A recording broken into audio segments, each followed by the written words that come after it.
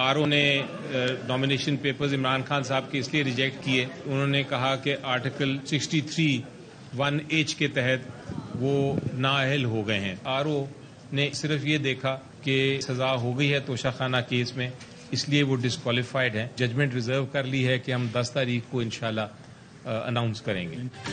बानी पीटीआई के एनए नवासी मियांवाली से कागजात मुस्तरद किए जाने के खिलाफ अपील पर फैसला महफूज 10 जनवरी को सुनाया जाएगा। बैरिस्टर अली जफर कहते हैं बानी पीटीआई पर लगाए गए इल्जाम पर नाअहली नहीं बनती, उनके केस में सजा मुअत्तल हो चुकी। नाअहली का फैसला आरओ नहीं कर सकता, ये कोई अदालत ही कर सकती है। एनए 122 से कागजात मुस्तरद होने के खिलाफ अपील पर आरओ से आज जवाब तलब। कागजात नामजदगी मंजूर या मुस्तरद होने के खिलाफ ट्राइब्यूनल्स में अपीलों की समाअत। पीटीआई रहनुमा हम्माद अजहर की एनए 129 और सनम जावेद की एनए 119 और 120 से कागजात नामजदगी मुस्तरद होने के खिलाफ अपीलें खारिज। इलेक्शन लड़ने की इजाजत न मिली। पीपी 171 से हम्माद अजहर और उनके वालिद मियां अजहर के कागजात नामजदगी मंजूर। अली मोहम्मद खान के एनए 23, कंवल शौजब के एनए 166 और मियां असलम इकबाल के पीपी 171 से कागजात दुरुस्त करार। इलेक्शन में हिस्सा ले सकेंगे। एनए 119 से मरियम नवाज के कागजात नामजदगी की मंजूरी के खिलाफ अपील मुस्तरद।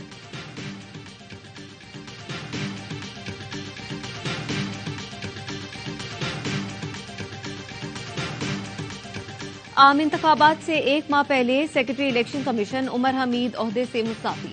जराये के मुताबिक सेक्रेटरी इलेक्शन कमीशन ने खराबिया सेहत के बायस इस्तीफा दिया। Secretary election commission Umar Hameed Khan कुछ दिन तक अस्पताल में जेरे इलाज रहे। चीफ इलेक्शन कमिश्नर ने ताहाल सेक्रेटरी इलेक्शन कमीशन का इस्तीफा कबूल नहीं किया।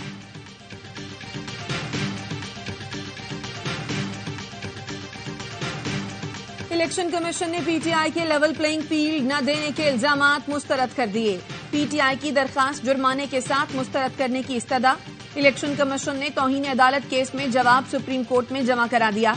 इलेक्शन कमीशन ने लिखा, तहरीक इंसाफ के उम्मीदवारों के 76% कागजात नामजदगी मंजूर हुए।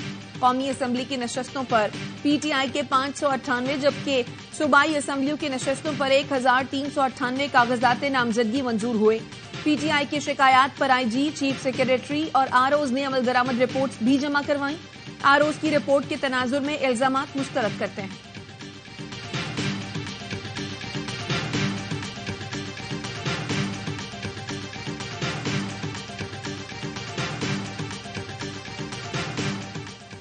हर कोई वजीर आजम बनना चाहता है, किसी को अवामी मसाइल से सरोकार नहीं। बड़ी जमातें मेरा वजीर आजम खेलने के बजाय अवामी तहफ्फुजात को समझे।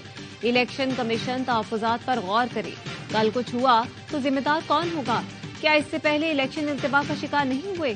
सेनेटर कौदा बाबर कहते हैं, क्या किसी मुंतखब रुकन का करारदाद के हक में वोट देना गुनाह है? क्या सेनेट में पेश की गई करारदाद आइन के खिलाफ थी? इंतखाबात की जरूरत तो पंजाब और खैबर पख्तूनख्वा को भी थी। बड़ी जमातें रुकावट क्यों बनी? सियासी माफिया मुझ समेत किसी मुंतखब रुकन को आवाज बुलंद करने से नहीं रोक सकता। तनकीद करने वालों की दास्तानें जाती मफाद से ज्यादा कुछ नहीं। बड़ी जमातों की ख्वाहिशात की तकमील के लिए अपने हक से दस्तबरदार नहीं हो सकते।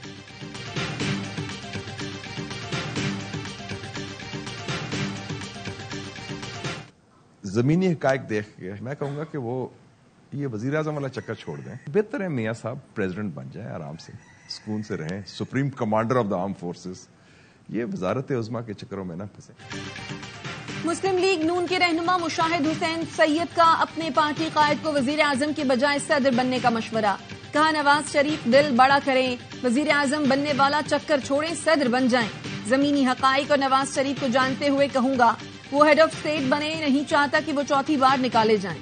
ARY न्यूज से गुफ्तगू में मुशाहिद हुसैन का कहना था, 6 में से 3 वज़ीराए आजम को जेल जाना पड़ा।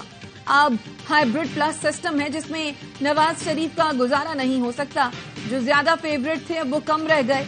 ये प्यारों की लड़ाई है। वाज़ेह है सबको कुछ न कुछ मिलेगा, कौमी हुकूमत बनेगी।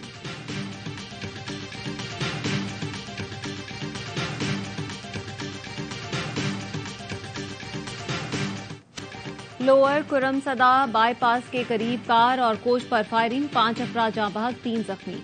पुलिस ने मुकदमा दर्ज करके तफ्तीश शुरू कर दी।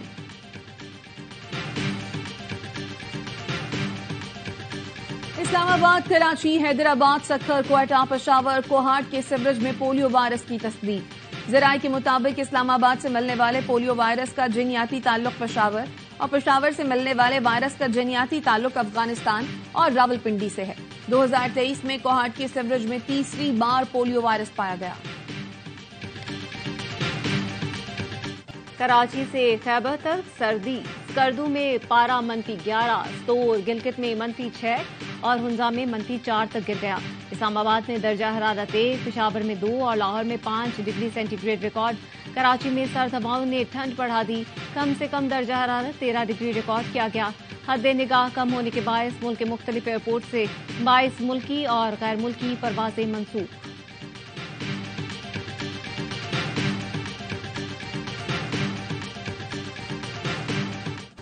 बांग्लादेश में आम इंतखाबात के लिए पोलिंग जारी। गैर मुल्की मीडिया के मुताबिक ऑपोजिशन के बॉयकॉट के सबब वजीर आजम हसीना वाजिद की जीत का इम्कान। ऑपोजिशन जमातों का 2 रोजा मुल्कगीर हड़ताल का ऐलान। आवाम से वोट न डालने की अपील। वजीर आजम शेख हसीना ने बॉयकॉट करने वाली बांग्लादेश नेशनल पार्टी को दहशतगर्द तंजीम करार दे दिया।